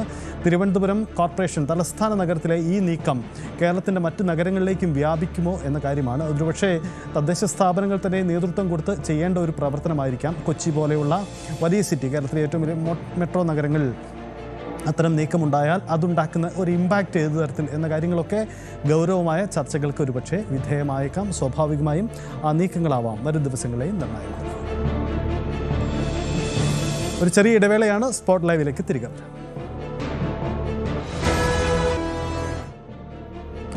സ്പോട്ട് ലൈവ് ഇനി പോകുന്നത് കൊല്ലത്തേക്കാണ്. കൊല്ലം ജില്ലയിലുണ്ടായ കഴിഞ്ഞ ദിവസങ്ങളുണ്ടായ ഒരു സുപ്രധാനമായ വാർത്ത. കൊല്ലം പുത്തൂരിൽ ബാധ ഒഴിപ്പിക്കാൻ എന്ന പേരിൽ ജ്യോതിശാലയത്തിലെത്തിയ പെൺകുട്ടിയെ പീഡിപ്പിച്ച കേസിൽ മുരാരി തന്ത്രി എന്ന പേരിൽ അറിയപ്പെടുന്ന രാജം ബാബുവിനെതിരെ ഞെട്ടിക്കുന്ന വിവരങ്ങൾ പുറത്തുവരികയാണ്. പൂജാമുറി എന്ന് വിശ്വസിപ്പിച്ച് പെൺകുട്ടിയെ കൊണ്ടുപോയത് അയാളുടെ കിടപ്പ് മുറിയിലേക്കാണെന്നും അവിടെ വെച്ച് കുട്ടിയെ ക്രൂരമായി മർദ്ദിക്കുകയും പീഡിപ്പിക്കുകയും ചെയ്തുവെന്നുമാണ് പുറത്തുവരുന്ന വിവരം. സംഭവ സ്ഥലത്ത് നടത്തിയ പരിശോധനയിൽ മുറിക്കുള്ളിൽ നിന്നും രക്തക്കറയും കണ്ടെത്തിയിട്ടുണ്ട്. ഇയാൾ സമാനമായ കുറ്റകൃത്യങ്ങൾ നേരത്തെ ചെയ്തിട്ടുണ്ട് എന്ന കാര്യവും പോലീസ് അന്വേഷിച്ചു വരികയാണ്. എന്തായാലും ഗുരുതരമായ കണ്ടെത്തലുകളാണ്. സമൂഹ മാധ്യമത്തിലെ താരം കൂടിയാണ് പുള്ളി വലിയ തരത്തിൽ റീലുകളിട്ട് വലിയ അവകാശവാദങ്ങളൊക്കെ ഉന്നയിച്ചതാണ്. ഇയാൾക്കെതിരെയാണ് ഇപ്പോൾ അതിഗുരുതരമായ കണ്ടെത്തലുകൾ. കഴിഞ്ഞ ദിവസത്തെ അറസ്റ്റ് അടക്കമുള്ള നടപടികൾ പുറത്തു വരികയും ചെയ്തിട്ടുണ്ട്. എസ് വിനീഷ് ചേരുന്നു കൊല്ലത്ത് നിന്നും. വിനീഷ്, ഈ മുരാരി തന്ത്രി ഇയാൾക്കെതിരെ അതിഗുരുതരമായ ആക്ഷേപങ്ങളാണ്. ഇപ്പോൾ പോലീസിന്റെ പുതിയ കണ്ടെത്തലുകൾ എന്തൊക്കെയാണ്? ഇയാൾ സമാനമായ കേസുകൾ കുടുങ്ങിയിട്ടുണ്ടോ എന്ന കാര്യം കൂടി പോലീസ് അന്വേഷിക്കുന്നുണ്ടോ?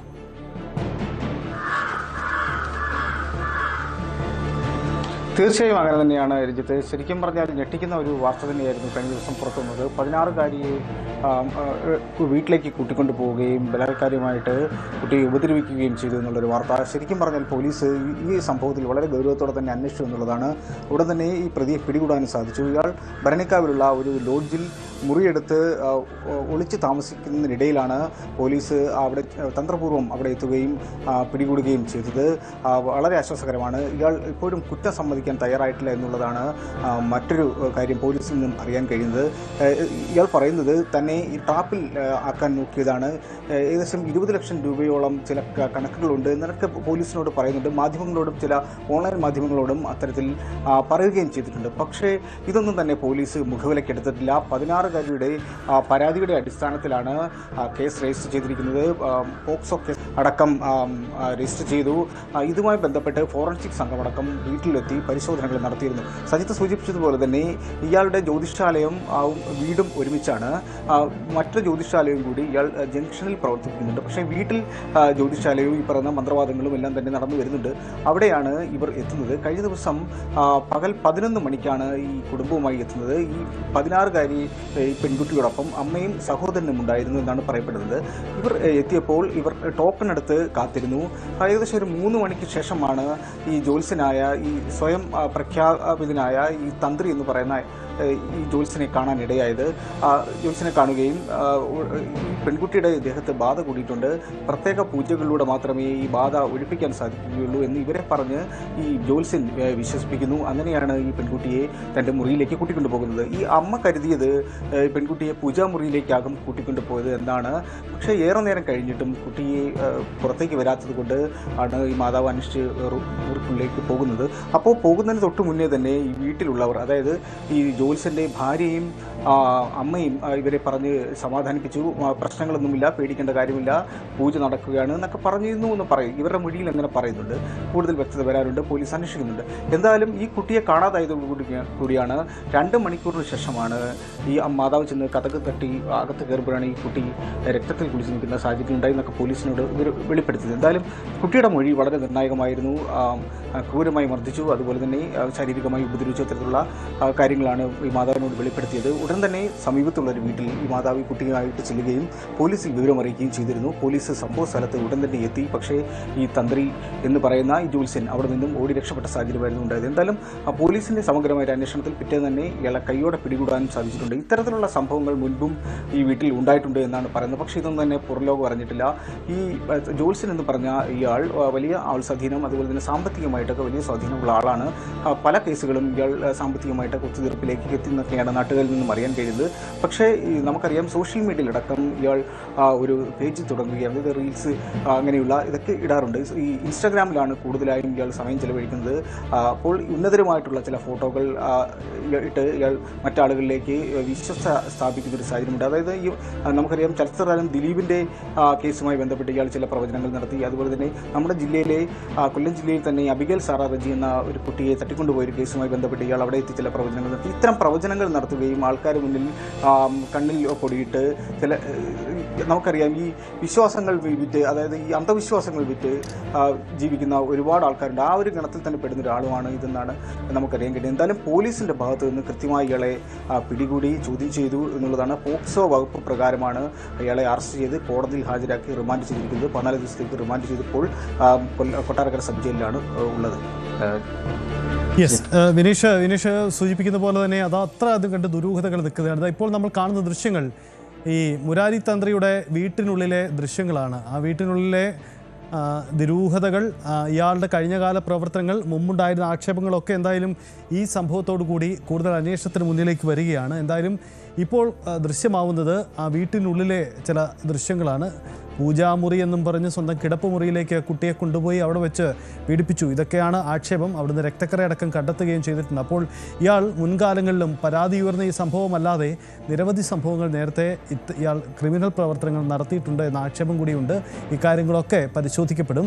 സമൂഹ മാധ്യമങ്ങൾ ഉപയോഗിച്ചുകൊണ്ട് താൻ വലിയ സ്വാധീന ശക്തിയാണെന്ന് വരുത്തി തീർക്കി പൊതുവിൽ ആളുകളെ തെറ്റിദ്ധരിപ്പിച്ചുകൊണ്ടുള്ള നീക്കമാണ് നടത്തിയിരുന്നത്. മുമ്പ് ഒരു ഓട്ടോ ഡ്രൈവറായി പ്രവർത്തിച്ചിരുന്ന ജോലി ചെയ്തിരുന്ന വ്യക്തിയാണ്. ഇയാളാണ് പിന്നെ തനിക്ക് ജ്യോതിഷം അറിയാമെന്നും താൻ പ്രവചനങ്ങൾ നടത്തുമെന്നുമുള്ള വലിയ അവകാശവാദങ്ങളൊക്കെ ഉന്നയിച്ചു വരുന്നത്. കഴിഞ്ഞ ദിവസങ്ങളിൽ ഒരു ടെലിവിഷൻ ചാനലിലടക്കം ചർച്ചകളിൽ പങ്കെടുത്ത് വലിയ അവകാശവാദങ്ങൾ ഉന്നയിച്ച വ്യക്തി കൂടിയാണ് ഈ മുരാരി തന്ത്രി എന്ന പ്രത്യേകത കൂടിയുണ്ട്. എന്തായാലും ആ തരത്തിൽ കൂടിയും വലിയ ആക്ഷേപമുണ്ട്. ഇത് ആ വീടിനുള്ളിലെ ദൃശ്യങ്ങൾ കൂടിയാണ് ഇപ്പോൾ പുറത്തു വരുന്നത്. എസ് വിനീഷ് തുടരുന്നുണ്ട്. വിനീഷ്, ഈ വീടിനുള്ളിലെ ദൃശ്യങ്ങൾ, ആ വീടിൻ്റെ ഒരു ദുരൂഹത സ്വാഭാവികമായും ഈ ആക്ഷേപങ്ങൾക്കിടയിൽ ഉയർന്നു വരികയാണ്. പൂജാമുറി എന്ന് ധരിപ്പിച്ച് കിടപ്പുമുറിയിലേക്ക് കൊണ്ടുപോയി, ഇങ്ങനെ വലിയ ആക്ഷേപങ്ങളുണ്ട്. അപ്പോൾ ഈ വീടിൽ നിന്ന് കിട്ടുന്ന ദൃശ്യങ്ങൾ ഇയാളുടെ പ്രവർത്തനങ്ങൾ സംബന്ധിച്ച, അതിലെ ക്രിമിനൽ ബന്ധങ്ങൾ സംബന്ധിച്ച ചില സൂചനകളൊക്കെ നൽകുന്നുണ്ടോ?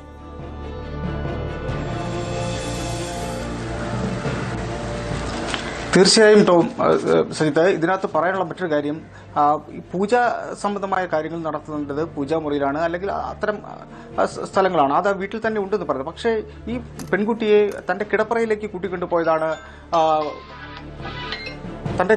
കൂട്ടിക്കൊണ്ടുപോയതാണ് വലിയ ദുരൂഹത ഉണർത്തുന്നത്. എന്തായാലും ഇതുമായി ബന്ധപ്പെട്ട് നമുക്ക് ദൃശ്യങ്ങളിൽ തന്നെ വ്യക്തമാണ് ഈ കുട്ടിയെ ക്രൂരമായി മർദ്ദിച്ചു എന്നുള്ളത് കാണാൻ കഴിയുന്നുണ്ട്. അതുപോലെ തന്നെ ഈ കുട്ടിയുടെ തല ഭിത്തിയിൽ അടിച്ചതായിട്ടാണ് പോലീസ് പറയുന്നത്. അതിൻ്റെ ചില സൂചനകളും കാണാൻ കഴിയും. അത് ഭിത്തിയിൽ രക്തക്കറകൾ കാണാൻ കഴിയുന്നുണ്ട്.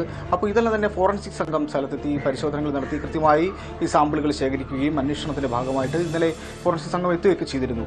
എന്തായാലും സമാനമായ കേസുകൾ മുൻപും ഇവിടെ ഉണ്ടായിട്ടുണ്ട് എന്നാണ് പറയുന്നത്. പക്ഷേ ഇതൊന്നും തന്നെ പരാതിയായിട്ടോ ഒന്നും തന്നെ സ്റ്റേഷനിൽ എത്തിയിട്ടില്ല.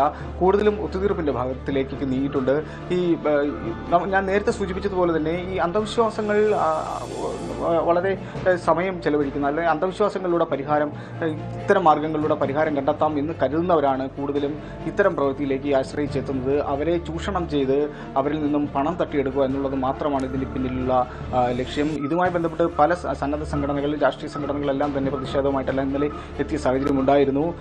കർശനമായ ഒരു നടപടി ഉണ്ടാവണം എന്നുള്ള, ഈ വ്യാജസിദ്ധന്മാരെ കണ്ടെത്തണം എന്നുള്ള ആവശ്യങ്ങളൊക്കെ നാട്ടുകാരുടെ ഭാഗത്തു നിന്ന് ഉയർന്നു വന്നിട്ടുണ്ട്.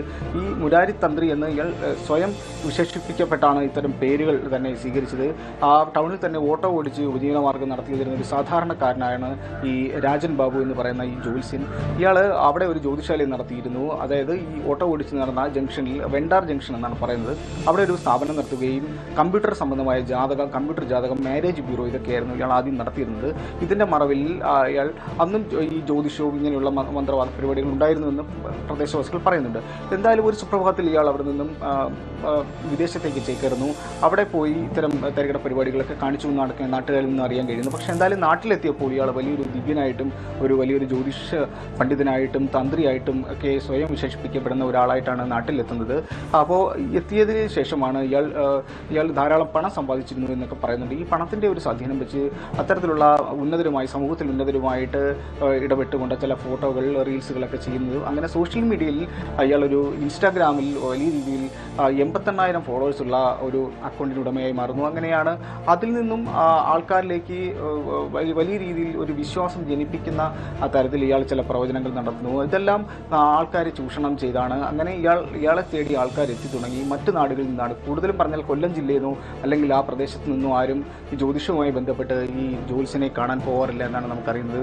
മറ്റു നാടുകളിൽ നിന്നാണ് ആൾക്കാരെത്തുന്നത്. അവരെ കൃത്യമായി ചൂഷണം ചെയ്ത് ഇങ്ങനെ അവരെ പറ്റിച്ച് ഇത്തരം പോക്സോ കേസുകൾ അകപ്പെടുത്തുന്ന ചില സാഹചര്യങ്ങളിലേക്കാണ് എത്തുന്നത്. എന്തായാലും ഇയാളെ പിടികൂടി എന്നുള്ളതാണ് ഇതിലൂടെ മനസ്സിലാക്കാൻ കഴിയുന്നത്. ഈ ജില്ലയിൽ അല്ലെങ്കിൽ സംസ്ഥാനത്ത് ഇത്തരത്തിലുള്ള ഇങ്ങനെ ഈ കള്ളത്തരം കാണിച്ച് ജീവിക്കുന്ന ഒരുപാട് പേരുണ്ട്. ഇവരെല്ലാം വെളിച്ചത്ത് നിയമത്തിൻ്റെ മുന്നിൽ കൊണ്ടുവരണം എന്നുള്ള ഒരാവശ്യമാണ് ഇപ്പോൾ ഉയർന്നു വരുന്നത്. യെസ്, മുരാരി തന്ത്രി, ഇയാൾക്ക് പിന്നിലെന്ത്, ഇയാളുടെ കഴിഞ്ഞകാല ഇടപാടുകളെന്ത്, ഇതാണിപ്പോൾ പോലീസ് അന്വേഷിക്കുന്ന കാര്യം. ഗുരുതരമായ ആക്ഷേപമാണ് ഉയരുന്നത്. പ്രത്യേകിച്ച് സമൂഹ മാധ്യമ സാധ്യതകൾ ഉപയോഗപ്പെടുത്തിക്കൊണ്ട് വലിയ തരത്തിലുള്ള അവകാശവാദങ്ങൾ ഉന്നയിച്ച് ആളുകളെ തെറ്റിദ്ധരിപ്പിച്ചുകൊണ്ട് കൊല്ലം ജില്ലയിലാണ് കേന്ദ്രമെങ്കിലും ജില്ലയ്ക്ക് പുറത്തു നിന്നും നിരവധി ആളുകളാണ് ഇയാളെ കാണാൻ വന്നിരിക്കുന്നത്. എന്തായാലും ഒടുവിൽ പിടികൂടിയിരിക്കുന്നു. ഒടുവിൽ അത് സംബന്ധിച്ച അന്വേഷണത്തിലേക്കാണ് പോലീസ് കടന്നിരിക്കുന്നത്. മറ്റൊരു വാർത്തയിലേക്ക് പോകുന്നു. ചോറ്റാനിക്കരയിലെ 16 വയസ്സുകാരിയുടെ ആത്മഹത്യയിൽ പോലീസിനെതിരെ വിമർശനവുമായി അധ്യാപകൻ രംഗത്തു വരുന്നു. കേസ് പോലീസ് വേണ്ട രീതിയിൽ അന്വേഷിച്ചില്ലെന്ന് അധ്യാപകൻ ബിജു KS പറയുന്നു. പെൺകുട്ടിക്ക് കൊറിയൻ ബന്ധമുണ്ടെന്ന് കരുതുന്നില്ല, എന്നാൽ മറ്റൊരുപാട് കുട്ടികൾ കൊറിയൻ ഭ്രമത്തിൽ വീണിട്ടുണ്ട്. അവരെ ബോധവൽക്കരിക്കണമെന്നും അധ്യാപകൻ ആവശ്യപ്പെട്ടു. ഞാനത് വിശ്വസിക്കുന്നില്ല. ഞാനത് ആദ്യത്തെ ദിവസം തന്നെ ഈ കുട്ടി മരിച്ച 27-ാം തീയതി തന്നെ അത് അങ്ങനെ ഒരാളുണ്ടാവാനുള്ള സാധ്യത വളരെ കുറവായിരിക്കും എന്ന് വിചാരിച്ചിരുന്ന ഒരാളാണ്.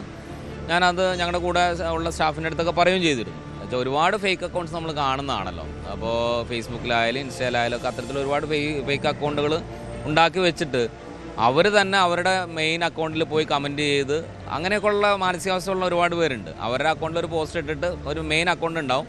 ആ മെയിൻ അക്കൗണ്ടിൽ ഒരു പോസ്റ്റ് ഇട്ടിട്ട് ഈ ഫേക്ക് അക്കൗണ്ട് പോയിട്ട് അതിനകത്ത് പോയിട്ട് കമൻ്റ് ഇടും. അങ്ങനെയൊക്കെ ചെയ്യുന്ന ആളുകളൊക്കെ നമുക്കറിയാം. കുട്ടികളൊക്കെ ഉണ്ട്, അങ്ങനെ നമ്മൾ പ്രായമായവരും ഉണ്ട്. അപ്പോൾ അതുകൊണ്ട് തന്നെ അങ്ങനെ ഒരു സാധ്യത, ഇപ്പോൾ കൊറിയയിൽ ഒരാൾ വന്നിട്ട് ഇവിടെ വന്ന് പ്രേമിക്കുക എന്നൊക്കെ പറയുന്നത് ഇമ്പോസിബിളായിട്ടുള്ള കാര്യമാണ് എന്ന് നമ്മൾ മനസ്സിലാക്കിയിരുന്നു. അപ്പോൾ അതുകൊണ്ട് തന്നെ ഇതിൻ്റെ കൃത്യമായ ഒരു അന്വേഷണം നടക്കണമെന്നും ഇത് കൃത്യമായ രീതിയിൽ അന്വേഷിച്ച് ഇതിൻ്റെ പുറകിൽ ആരാണെന്ന് കണ്ടുപിടിക്കേണ്ടത് വളരെ അത്യാവശ്യമാണെന്നും ഉള്ളതാണ് ഞാനൊക്കെ അന്നെടുത്തൊരു സ്റ്റാൻഡ്. കഴിഞ്ഞ മാസം 27-നാണ് പെൺകുട്ടിയെ പാറമടയിൽ മരിച്ച നിലയിൽ കണ്ടെത്തിയത്. കുട്ടിയുടെ ഫോൺ പോലീസ് പരിശോധിച്ചെങ്കിലും കൊറിയൻ ആൺസുഹൃത്തിനെ കുറിച്ച് വിവരമൊന്നും ലഭിച്ചിട്ടില്ല. നവമി ദിനേശ് നമുക്കൊപ്പം ചേരുന്നുണ്ട്. നവമി, ഈ സംഭവമുണ്ടായതിന് തൊട്ട് പിന്നാലെയാണ് കൊറിയൻ ബന്ധം, പ്രത്യേകിച്ച് ഈ കേരളത്തിൽ ഈ ജെൻസി കുട്ടികളിൽ കൊറിയൻ പ്രേമം അത് വലിയ രീതിയിലുണ്ട്. കൊറിയൻ ഭക്ഷണത്തോട്, കൊറിയൻ സംഗീതത്തോട്, കൊറിയനിലെ പ്രധാനപ്പെട്ട സമൂഹ മാധ്യമ താരങ്ങളോടൊക്കെ ഒരു വലിയ തരത്തിലുള്ള പ്രേമം അവർക്കുണ്ട് എന്ന വലിയൊരു കണ്ടെത്തലുണ്ട്. ഈ കുട്ടിയും മരണത്തിനിടയാച്ചതും അത്തരമൊരു സംഭവമാണ്. കൊറിയൻ സുഹൃത്തിൻ്റെ മരണം, അതിൽ മനംനൊന്ത് താൻ ആത്മഹത്യ ചെയ്തു എന്നൊരു കണ്ടെത്തലിലേക്ക് ഈ കുട്ടിയുടെ മരണകാരണമായി അത്തരം ചില കാര്യങ്ങൾ പുറത്തു വന്നിരുന്നു. പക്ഷേ പോലീസിന് അത്തരം തുമ്പുകളിലേക്കൊന്നും എത്താൻ കഴിഞ്ഞിട്ടില്ല. ഈ അധ്യാപകൻ പറയുന്നത് പോലെ തന്നെയാണോ പോലീസിനെയും കണ്ടെത്തൽ? സജിത്ത്, പോലീസിനെതിരെ കുടുംബവും നേരത്തെയും രൂക്ഷമായിട്ടുള്ള വിമർശനം ഉന്നയിച്ചു. പോലീസിന്റെ അന്വേഷണത്തിൽ തൃപ്തരല്ല എന്നാണ് കുടുംബം പറഞ്ഞത്. അതേ കാര്യം തന്നെ ആവർത്തിക്കുകയാണ് അധ്യാപകനായിട്ടുള്ള ബിജു. ഈ 16-കാരിയായിട്ടുള്ള ആദിത്യയുടെ ക്ലാസ് അധ്യാപകനാണ് ബിജു പറഞ്ഞത്. ഈ ആദിത്യ മരിച്ച ദിവസം തന്നെ തനിക്ക് ഈ സംശയമുണ്ടായിരുന്നു. ഈ ആത്മഹത്യാ കുറിപ്പിൽ പറയുന്നത് പ്രകാരമാണ് കൊറിയയിലുള്ള ഒരു ചെറുപ്പക്കാരനുമായി തൻ്റെ അടുത്ത സുഹൃത്താണ് ആ സുഹൃത്ത് ഒരാഴ്ച മുൻപ് മരിച്ചുപോയി. അത് തനിക്ക് സഹിക്കാവുന്നതിനപ്പുറമാണ്. ആ വിയോഗം തനിക്ക് താങ്ങാൻ കഴിയുന്നില്ല. അച്ഛനും അമ്മയും തന്നോട് ക്ഷമിക്കണം, താനും ജീവിതം അവസാനിപ്പിക്കുകയാണ് എന്ന ആത്മഹത്യാക്കുറിപ്പിൽ കൃത്യമായിട്ടുണ്ട്. പക്ഷേ അധ്യാപകരടക്കം പറയുന്നത് അങ്ങനെ ഒരു കുട്ടിക്ക് എങ്ങനെയാണ് ഒരു കൊറിയയിലുള്ള ഒരു യുവാവുമായി ഈ കുട്ടി എങ്ങനെയാണ് ബന്ധം സ്ഥാപിച്ചത്? അങ്ങനെ ഒരു യുവാവുണ്ടോ? ആ യുവാവിന്റെ അക്കൗണ്ട് അടക്കം പരിശോധിക്കേണ്ടതല്ലേ? അതോ മറ്റേതെങ്കിലും തരത്തിലുള്ളൊരു ചതിക്കുഴിയിലേക്കാണോ പെൺകുട്ടി വീണത് എന്നൊരു സംശയമാണ് ഇപ്പോൾ അധ്യാപകൻ ഉന്നയിക്കുന്നത്. കുടുംബവും സമാനമായ രീതിയിലുള്ളൊരു സംശയം ഉന്നയിച്ചിരുന്നു. പോലീസിലേക്ക് ഇവരൊരു ആരോപണം ഉന്നയിക്കാൻ കാരണം ഈ ആത്മഹത്യാക്കുറിപ്പ് കണ്ടെത്തി അതിനപ്പുറത്തേക്ക് ഈ പെൺകുട്ടിയുടെ ഫോൺ പരിശോധിച്ചതിൽ നിന്നും അങ്ങനെ ഒരു കൊറിയൻ യുവാവിനെ കുറിച്ചോ അല്ലെങ്കിൽ അത്തരത്തിലുള്ള ചാറ്റുകളോ ഒന്നും തന്നെ കണ്ടെത്താൻ കഴിഞ്ഞില്ല എന്നാണ് പോലീസ് പറയുന്നത്. പക്ഷെ അതിൽ തന്നെ കുടുംബം സംശയിക്കുന്നത് അങ്ങനെ ഒരു കൊറിയൻ സുഹൃത്തില്ലെങ്കിൽ പിന്നെ എന്തിനാണ് തന്റെ മകൾ ഇങ്ങനെ ഒരു ആത്മഹത്യാക്കുറിപ്പ് എഴുതി വെച്ചുകൊണ്ട് മരിക്കുന്നതെന്നാണ്. പോലീസ് അന്വേഷണം കൃത്യമായി തന്നെ മുന്നോട്ട് പോകുന്നില്ല. ഈ അക്കൗണ്ടിന്റെ ആധികാരികത പരിശോധിക്കേണ്ടതുണ്ട്, അല്ലെങ്കിൽ ഈ കുട്ടിയുമായി ബന്ധപ്പെട്ട ആളുകളെ ചോദ്യം ചെയ്യേണ്ടതുണ്ട്. ഇതിലൊന്നും തന്നെ പോലീസ് മുതിർന്നില്ല എന്നാണ് കുടുംബം ആരോപിക്കുന്നത്. അധ്യാപകനും അത് തന്നെയാണ് പറയുന്നത്. ഈ കുട്ടിയുടെ അക്കൗണ്ടിൽ, അതായത് മരിച്ച ആദിത്യയ്ക്ക് ആകെ 12 ഫോളോവേഴ്സ് മാത്രമേ ഉണ്ടായിരുന്നുള്ളൂ. ആദിത്യയുടെ മരണത്തിന് ശേഷം അത് 4-5 ചുരുങ്ങുകയും ചെയ്തു. അതിൽ ഒരാണ്, അതായത് ഈ യുവാവ് എന്ന് പറയപ്പെടുന്ന ഒരാളെ മാത്രമാണ് ഇപ്പോഴും ആ അക്കൗണ്ട് ഫോളോ ചെയ്യുന്നത്. അതായിരിക്കുമോ ആദിത്യ പറഞ്ഞ കൊറിയൻ യുവാവ്? അതൊരു കൊറിയൻ പ്രൊഫൈലാണ്. അതാണോ ഈ ആദിത്യ പറഞ്ഞ യുവാവ്? അത് കൊറിയൻ യുവാവാണെന്ന് ഇപ്പോഴും സ്ഥിരീകരിക്കാൻ കഴിഞ്ഞിട്ടില്ല. അതോ ഏതെങ്കിലും ഫേക്ക് അക്കൗണ്ട് ആണോ എന്നൊരു സംശയമാണ് അധ്യാപകൻ ഉന്നയിക്കുന്നത്. പോലീസ് കുറച്ചുകൂടി കാര്യക്ഷമമായി നോക്കണം. അതോടൊപ്പം തന്നെ മറ്റു കുട്ടികൾക്കും ഇതുപോലെ, നമുക്കറിയാം സജിത്ത് നേരത്തെ സൂചിപ്പിച്ചതുപോലെ തന്നെ ഇന്നത്തെ കാലത്തെ കുട്ടികൾ സോഷ്യൽ മീഡിയയെ അന്ധമായി വിശ്വസിക്കുന്നുണ്ട്. അതിൽ ഫേക്ക് അക്കൗണ്ടുകൾ ആരാണ്, വ്യാജന്മാരാരാണ്, സത്യസന്ധമായിട്ടുള്ളവരാരാണ് എന്ന് തിരിച്ചറിയാൻ കഴിയാത്തൊരവസ്ഥയിലേക്ക്, പ്രത്യേകിച്ച് കൊറിയയിലുള്ള ഒരു യുവാവുമായി സംസാരിക്കുന്നു, ചാറ്റ് ചെയ്യുന്നു, ചിത്രങ്ങൾ അയച്ചു കൊടുക്കുന്നു, പിന്നീട് തങ്ങൾ വലിയ ചതിക്കുഴിയിലേക്ക് വീഴു എന്ന് മനസ്സിലായി ജീവൻ ഒടുക്കുന്ന കുട്ടികളുണ്ട്. അതിനപ്പുറത്തേക്ക് ഇതൊരു ഫേക്ക് അക്കൗണ്ടാണോ, കൊറിയയിലുള്ളവരുമായിട്ട് എങ്ങനെയാണ് ഈ കുട്ടി ആശയവിനിമയം നടത്തുന്നത്, അങ്ങനെ നിരവധി സംശയങ്ങളുണ്ട്. ഇനിയും നമ്മുടെ കുട്ടികൾ ഇത്തരത്തിലുള്ള ചതിക്കുഴിയിലേക്ക് വീഴാതിരിക്കാൻ പോലീസ് കൃത്യമായിട്ടുള്ള ഒരു അന്വേഷണം നടത്തണം. അതിനപ്പുറത്തേക്ക് അവരെ ഒരു ബോധവൽക്കരണം കൂടി നടത്തേണ്ടതുണ്ടെന്ന് കൂടി അധ്യാപകൻ പറഞ്ഞു വെക്കുന്നുണ്ട്. എന്നാലും ആദിത്യയുടെ മരണത്തിൽ വലിയ സംശയങ്ങളാണ് ഉയരുന്നത്. കുടുംബവും അധ്യാപകരും ഒക്കെ ഒരുപോലെ പോലീസിനെതിരെ വിമർശനം ഉന്നയിക്കുന്നുണ്ട്. തന്റെ മകളുടെ അല്ലെങ്കിൽ തന്റെ വിദ്യാർത്ഥിയുടെ മരണത്തിന് യഥാർത്ഥ കാരണക്കാരാരാണ്, അവരെ കണ്ടെത്തണമെന്നാണ് ഇരുവരുടെയും ആവശ്യം. സജിത്ത്. എന്തായാലും ചോറ്റാനിക്കരയിലെ വിദ്യാർത്ഥിനിയുടെ മരണം ഏറെ ചർച്ച ചെയ്യപ്പെട്ടതാണ്. അതിന് കാരണം കണ്ടെത്തണം. തീർച്ചയായിട്ടും കൊറിയൻ ബന്ധം ഒക്കെയാണ് ആദ്യം പറഞ്ഞു കേട്ടിരുന്ന കാര്യം. പക്ഷേ ഇതിൽ സംഭവിച്ചത് അതല്ല എന്നതാണ് ഇപ്പോൾ ബന്ധുക്കൾ, അധ്യാപകരൊക്കെ ഉന്നയിക്കുന്നത്. പോലീസിൻ്റെ കണ്ടെത്തലും അങ്ങനെ തന്നെയാണ്. പോലീസ് ഫോൺ രേഖകൾ പരിശോധിച്ചെങ്കിലും അത് സംബന്ധിച്ച കണ്ടെത്തലുകളിലേക്ക് പോയില്ല. അപ്പോൾ പിന്നെ എന്തിന് ഈ കുട്ടി ആത്മഹത്യ ചെയ്തു എന്ന ചോദ്യമാണ്. വളരെ പ്രധാനപ്പെട്ട ആ ചോദ്യത്തിന് ഉത്തരം കണ്ടെത്തേണ്ടതുണ്ട്. ഒരു കൊച്ചുകുട്ടിയാണ് സ്കൂളിലേക്കുള്ള യാത്രാമധ്യേ പാറമടയിൽ മരിച്ച നിലയിൽ കണ്ടെത്തിയത്. ആത്മഹത്യ എന്ന നിഗമനത്തിലേക്ക് തന്നെ കിടക്കുന്നു. മറ്റെന്തെങ്കിലും കാര്യമുണ്ടെങ്കിൽ സ്വാഭാവികമായ കുടുംബത്തിൻ്റെ ആക്ഷേപം അത് പരിശോധിക്കണം, പരിഹരിക്കണം. സമൂഹ മാധ്യമത്തിലൂടെ അപമാനിച്ചതിനെ തുടർന്ന് കോഴിക്കോട് സ്വദേശി ദീപക് ജീവനൊടുക്കിയ സംഭവത്തിൽ പ്രതി ഷിംജിത മുസ്തഫയുടെ ജാമ്യാപേക്ഷയിൽ നാളെ വിധി പറയും. പോലീസ് റിപ്പോർട്ട് കോടതിയിൽ സമർപ്പിച്ചു. കോഴിക്കോട് ജില്ലാ സെഷൻസ് കോടതിയാണ് ജാമ്യാപേക്ഷയിൽ വിധി പറയുക. MS അനീഷ് കുമാർ ചേരുന്നുണ്ട്. അനീഷ്, വളരെ പ്രധാനപ്പെട്ട കേസിലാണ് നാളെ വിധി വരുന്നത്. ഷിംജിത മുസ്തഫ ഇതുവരെ ജാമ്യം കിട്ടിയിട്ടില്ല. എന്താണ് ഈ പോലീസ് റിപ്പോർട്ട് ജാമ്യം നൽകുന്നതിൽ നിർണായകമാവുമോ? പോലീസിന്റെ നിഗമനം, പോലീസിന്റെ ആക്ഷേപം എങ്ങനെയാണ്?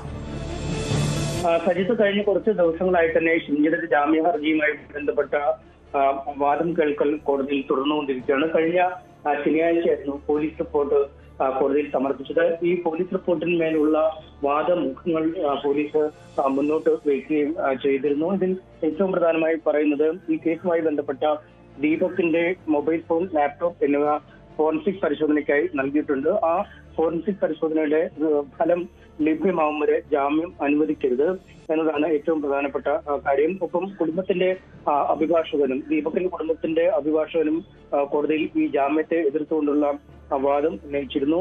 അദ്ദേഹവും മുന്നോട്ട് വെച്ച പ്രധാന കാര്യം ഇതാണ്. ഒപ്പം ഈ ഷിംജിത ദൃശ്യങ്ങൾ എഡിറ്റ് ചെയ്താണ് സമൂഹ മാധ്യമത്തിൽ പോസ്റ്റ് ചെയ്തത്. അതുകൊണ്ട് തന്നെ എഡിറ്റിംഗ് നടത്തിയത് ഏത് പ്രകാരമാണ്, എന്തൊക്കെ ദൃശ്യങ്ങൾ മായ്ച്ച് കൂട്ടിച്ചേർക്കലുകളുണ്ടോ എന്നടക്കമുള്ള കാര്യങ്ങൾ ഒക്കെ പരിശോധിക്കേണ്ടതുണ്ട്. ഇക്കാര്യങ്ങളൊക്കെ തെളിഞ്ഞ ശേഷം മാത്രമേ ജാമ്യം അനുവദിക്കാൻ കഴിയുള്ളൂ. അല്ലെങ്കിൽ അവശേഷിക്കുന്ന തെളിവുകൾ കൂടി നശിപ്പിക്കുന്നതിനുള്ള നീക്കം ഷിംജിതയുടെ ഭാഗത്തു നിന്നും ഉണ്ടാകുകയും ചെയ്യുമെന്ന് പ്രോസിക്യൂഷൻ വാദിക്കുകയും ചെയ്തു. എന്നാൽ നടപടിക്രമങ്ങൾ താമസമില്ലാതെ നടന്നു പോകുന്ന ഒരു സാഹചര്യമുണ്ട്. ഷിംജിത കൃത്യമായി അന്വേഷണത്തോട് സഹകരിക്കുന്നുണ്ട്, തെളിവുകളൊക്കെ നൽകിയിട്ടുണ്ട്. ഒരുപക്ഷെ ഈ കേസുമായി ബന്ധപ്പെട്ട് ആത്മഹത്യാ പ്രേരണ കുറ്റം ചുമത്തുന്നതിന് മുമ്പ് തന്നെ ഈ ദീപകിന്റെ അസ്വാഭാവിക മരണവുമായി ബന്ധപ്പെട്ട് പോലീസ് മൊഴിയെടുക്കാൻ വിളിച്ചപ്പോൾ പോയി മൊഴി നൽകുകയും ഒപ്പം ഈ മൊബൈൽ ഫോൺ അടക്കമുള്ള തെളിവുകൾ ആദ്യഘട്ടത്തിൽ തന്നെ ഹാജരാക്കുകയും ചെയ്തിരുന്നു. അതുകൊണ്ട് പൂർണ്ണമായും കേസിനോട് സഹകരിക്കുന്ന ഒരു സാഹചര്യമുണ്ട്.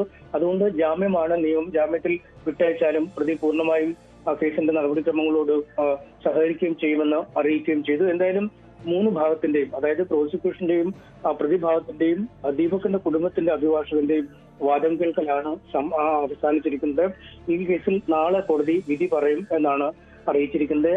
അതേസമയം ഈ ഷിംജിതയുടെ കസ്റ്റഡിയിൽ ആവശ്യപ്പെട്ടുള്ള കസ്റ്റഡി അപേക്ഷയും പോലീസ് നൽകിയിട്ടുണ്ട്. കാരണം കഴിഞ്ഞ ദിവസം കസ്റ്റഡിയിൽ നൽകിയപ്പോൾ ഒരു ദിവസത്തേക്കാണ് കസ്റ്റഡിയിൽ നൽകിയത്. അത് പൂർണ്ണമായും തെളിവ് ശേഖരണത്തിനുള്ള ഒരു സമയപരിധി അതിൽ ഉൾക്കൊണ്ടില്ല എന്നാണ് പോലീസ് പറയുന്നത്. ഈ യാത്രാ മധ്യയാണ് ഈ സംഭവം ഉണ്ടായത്. അതുകൊണ്ട് പയ്യന്നൂരൊക്കെ കൊണ്ടുപോയി ബസ്സിൽ തെളിവെടുപ്പ് നടക്കേണ്ടതടക്കം സാഹചര്യമുണ്ട്. അതുകൊണ്ട് അതിനുള്ള ഒരു സമയം കൂടി അനുവദിക്കണമെന്നാണ് ആവശ്യപ്പെട്ടിരിക്കുന്നത്. എന്നാൽ ഇക്കാര്യങ്ങൾക്കൊക്കെ പ്രതി സഹകരിക്കും. അതിന് കസ്റ്റഡിയോ അല്ലെങ്കിൽ ഇത്തരത്തിൽ ജയിൽവാസമോ ആവശ്യമില്ല, റിമാൻഡോ ആവശ്യമില്ല എന്നാണ് വാദിക്കുകയും ചെയ്തത്. എന്തായാലും വേറെ ചർച്ചയായ ഒരു കേസിലെ വിധി ഈ ഷിംജിത പുറത്തിറങ്ങുമോ എന്ന് നമുക്ക് നാളെ കണ്ടറിയാം. സജിത്ത്. യെസ്, ഷിംജിത മുസ്തഫയ്ക്ക് ജാമ്യം കിട്ടുമോ എന്ന ചോദ്യത്തിന് ഉത്തരം നാളെ അറിയാം. എന്തായാലും കോടതി ഈ ജാമ്യ ഹർജിയിൽ തീരുമാനമുണ്ടാവും. പോലീസിൻ്റെ റിപ്പോർട്ട് കോടതിക്ക് മുന്നിൽ എത്തിയിട്ടുണ്ട്. നേരത്തെ പോലീസിൻ്റെ റിപ്പോർട്ട് അടിസ്ഥാനമാക്കിയാണ് ജാമ്യം നിഷേധിക്കപ്പെട്ടത്. കാരണം പോലീസ് പറഞ്ഞത് ജാമ്യം കിട്ടിയാൽ പ്രതി സമാനമായ സംഭവങ്ങൾ ഇനിയും ചെയ്യാൻ സാധ്യതയുണ്ട് എന്ന ആക്ഷേപമടക്കം പോലീസ് ഉന്നയിച്ചതാണ്. എന്തായാലും ഈ ഷിംജിത മുസ്തഫ നടത്തിയ നീക്കങ്ങൾ കേരളത്തിൽ വലിയ ചർച്ചകൾക്ക് ഇടവച്ചതാണ്. അതിന് ജാമ്യം കിട്ടി പുറത്തു വരുമോ എന്ന പ്രധാനപ്പെട്ട കാര്യമാണ് വ്യക്തത ഉണ്ടാകാനുള്ളത്. നാളെ ഇത് സംബന്ധിച്ച തീരുമാനം കോടതിയിൽ നിന്നുണ്ടാവും. പോലീസിൻ്റെ റിപ്പോർട്ട് പരിശോധിച്ചുകൊണ്ടുള്ള തീരുമാനമായിരിക്കും കോടതി പ്രതീക്ഷിക്കേണ്ടത്. സ്പോട്ട് ലൈവ് ഇന്ന് പൂർണ്ണമാവുകയാണ്. നന്ദി, നമസ്കാരം.